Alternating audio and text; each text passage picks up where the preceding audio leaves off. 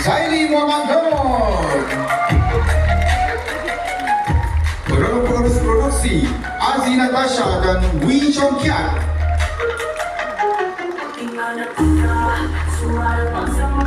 Penari dan pengurus jemputan Dr. Razizna Ismail.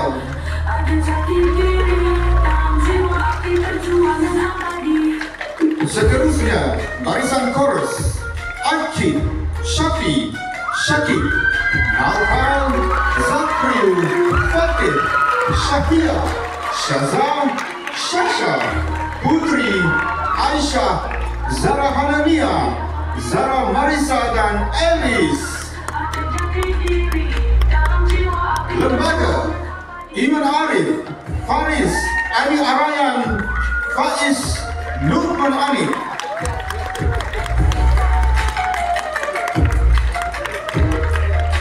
Soldadu Singh, Syabil Sami dan Iman Arif. Pesilat Faris, Anik Arayan. Amas Berani Faiz, Haji Said, Lukman Anik. Matlubi Robin Cikgu Muhammad Khairuddin.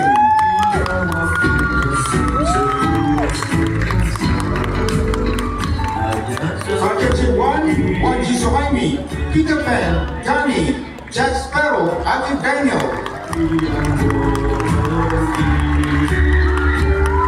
Colonel Abdul Hadi Yusuf, Iwan, Isai, Syahmirania dan Syafiq Khan.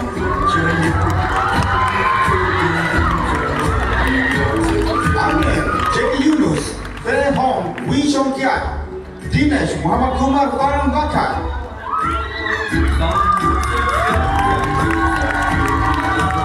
Levin dan Nuri, Roy dan Arjuna.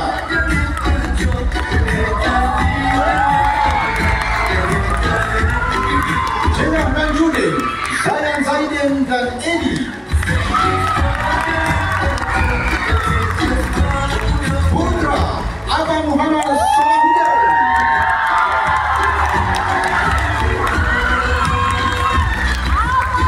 Seterusnya, pengarah artistik dan koreografer Muhammad Kumar Parambakar.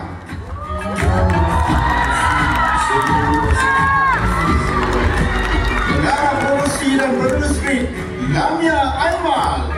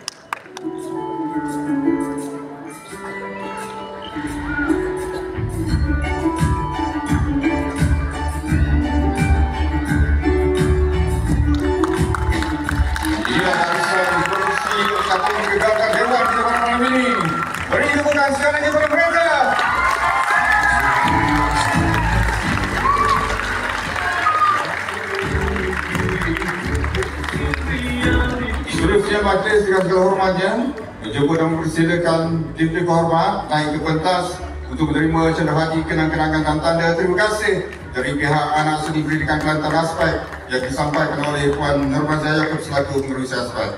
Persilakan Ibu Hormat Dato' Hafizah Haji Mustaqim, Dewan Undangan Negeri Dun Kota Lama.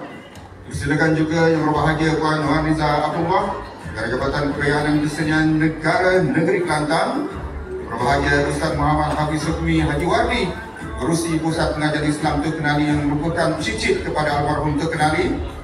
Berbahagia Tuan Haji Mokhtar Haji Ismail, Ketua Eksekutif Merangkap Pemegang Amanah Yayasan Kebaikan Anak Yatim Kelantan, dan berbahagia Tuan Ahmad Shah Abdul Khalif, merupakan Pengerusi Kedai Emas Sayang 916.